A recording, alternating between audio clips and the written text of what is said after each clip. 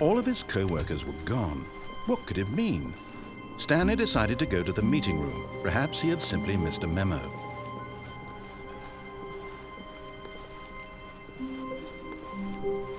When Stanley came to a set of 2 open doors, he entered the door on his left.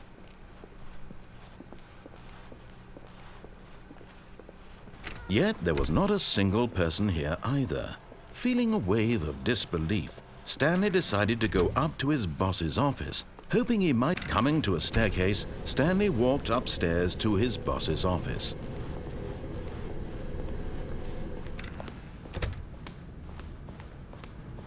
Okay, I think we all know the drill by now. Blah, blah, blah. Dark secrets, the keypad. Stanley pushes some buttons. Oh, hey, look, it's a new passageway. Quelle surprise.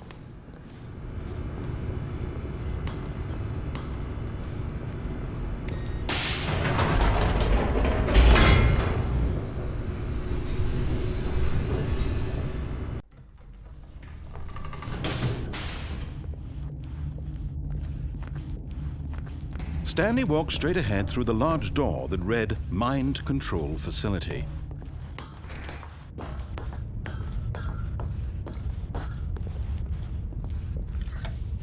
The lights rose on an enormous room packed with television screens.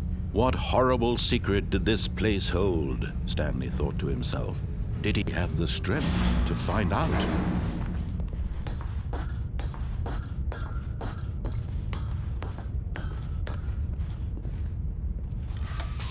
Now the monitors jumped to life, their true nature revealed. Each bore the number of an employee in the building, Stanley's co-workers. Lives of so many individuals reduced to images on a screen, and Stanley, one of them, eternally monitored in this place where freedom meant nothing.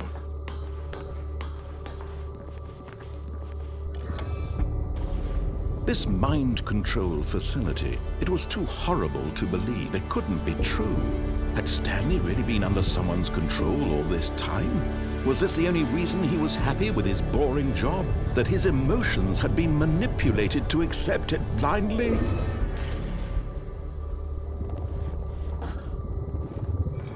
No, he refused to believe it. He couldn't accept it. His own life in someone else's control? Never! It was unthinkable, wasn't it? Was it even possible? Had he truly spent his entire life utterly blind to the world?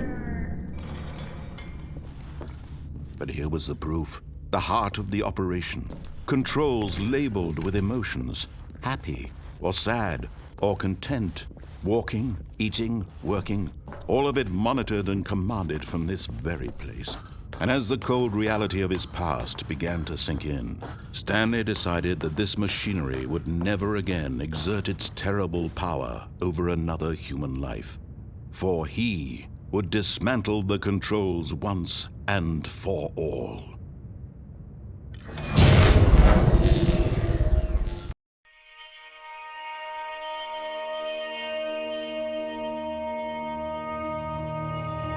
Blackness and a rising chill of uncertainty. Was it over?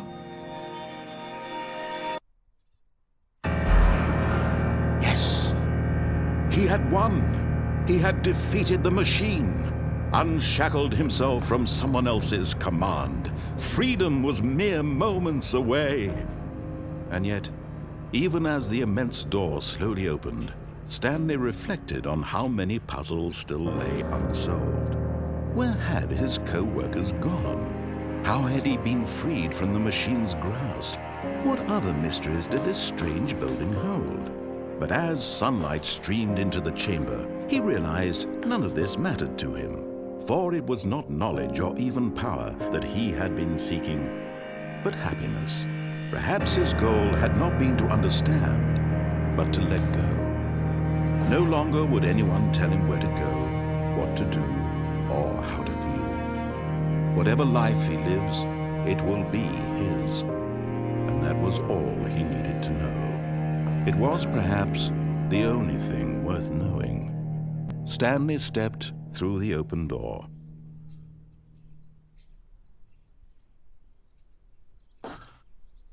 Stanley felt the cool breeze upon his skin, the feeling of liberation, the immense possibility of the new path before him. This was exactly the way, right now, that things were meant to happen. And Stanley was happy.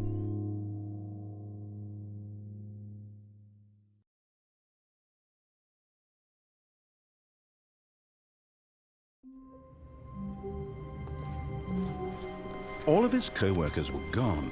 What could it mean? Stanley decided to go to the meeting room. Perhaps he had simply missed a memo. At first, Stanley assumed he'd broken the map, until he heard this narration and realized it was part of the game's design all along. He then praised the game for its insightful and witty commentary into the nature of video game structure and its examination of structural narrative tropes. So, now that you're here, what do you think? Isn't this a fun and unique place to be? Why don't we take a minute just to drink it all in? Okay, I'm over it now. What do you think? Are you sick of this gag yet? Ah, then in that case we'll continue. But now, here comes the real question. What do you think would have happened if you had told me that you wanted this to stop? Do you think it would have been particularly different? Would I have taken the same idea but rephrased it superficially to fit that answer? Perhaps you never would even have thought of it if I hadn't brought up the issue in the first place. Oh, now think about it. Will it be worth it for you to restart and then come back here just to do the other option? Clearly, this whole gag takes some time. What if the other option is even longer? How long will you spend in total just to have heard all the narration? Oh, and this is rich. Perhaps you've just played the other option, and now you've come to see what happens in this one. So, what do you think? Which choice was the better one? Imagine if you had selected Continue on your first playthrough, how tantalizing it would be not knowing what happens when you pick the other option. Indeed, you are one of the lucky ones. Though if the other option is really miserable to listen to, then perhaps you're not. In fact, I'm just going to say that no one who's listening to this is lucky. Well now, I've built up the other option so much that I'm going to stop talking and leave you to your decision whether to come back here, continue with the game, or just sit in this spot forever and ever. Cheers.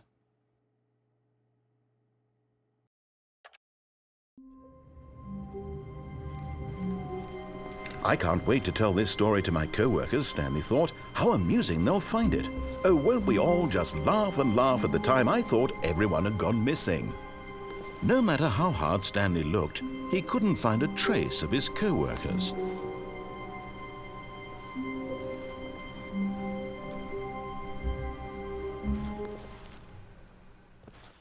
At first, Stanley assumed he'd broken the map, until he heard this narration and realized it was part of the game's design all along. He then praised the game for its insightful and witty commentary into the nature of video game structure and its examination of structural narrative tropes. So, now that you're here, what do you think? Isn't this a fun and unique place to be?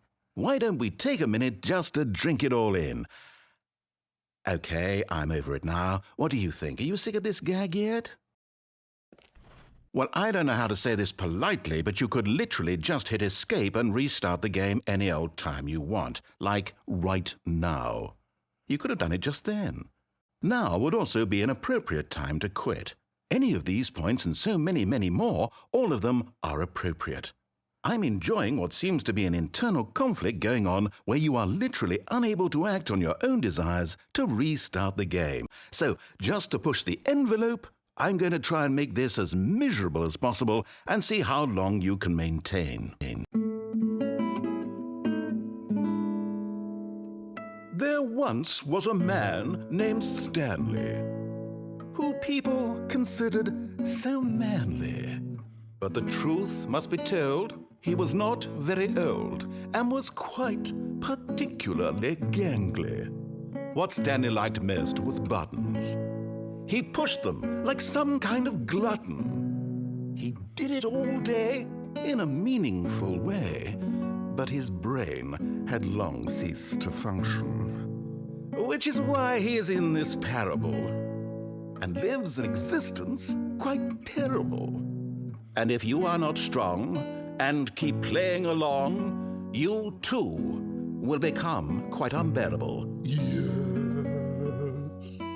You too will become quite unbearable.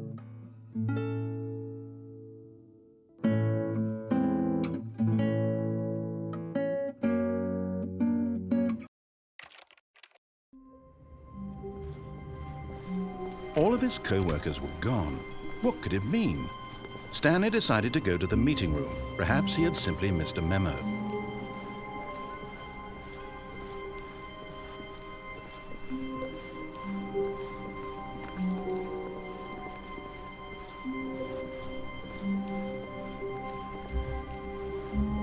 When Stanley came to a set of 2 open doors, this was not the correct way to the meeting room, and Stanley knew it perfectly well. Perhaps he wanted to stop by the employee lounge first, just to admire it. Ah, yes, truly a room worth admiring. But eager to get back to business, Stanley took the first open door on his left. Stanley was so bad at following directions, it's incredible he wasn't fired years ago. Look, Stanley, I think perhaps we've gotten off on the wrong foot here. I'm not your enemy, really, I'm not. I realize that investing your trust in someone else can be difficult, but the fact is that the story has been about nothing but you all this time. There's someone you've been neglecting, Stanley. Someone you've forgotten about. Please, stop trying to make every decision by yourself. Now, I'm not asking for me, I'm asking for her. This is it, Stanley. Your chance to redeem yourself, to put your work aside, to let her back into your life. She's been waiting. That's her, Stanley.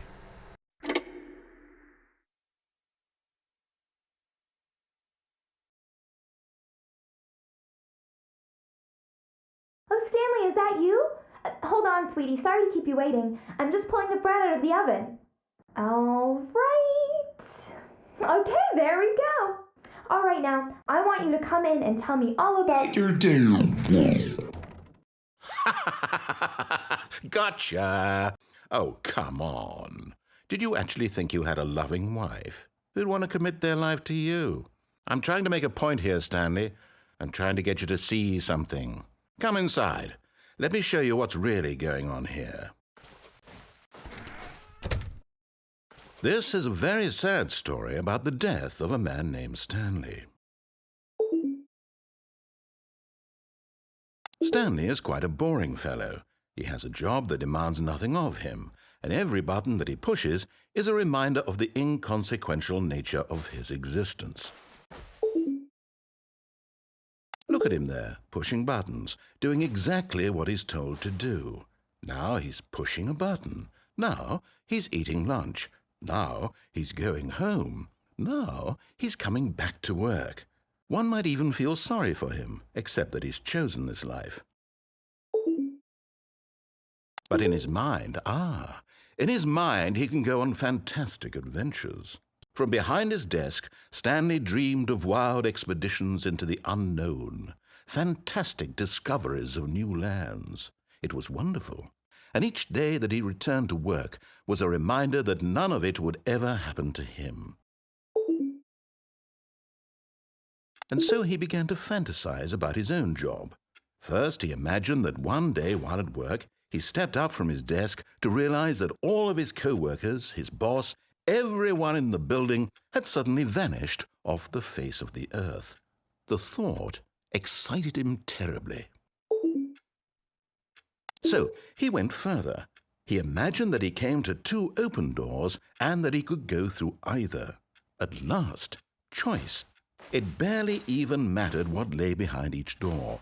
The mere thought that his decisions would mean something was almost too wonderful to behold.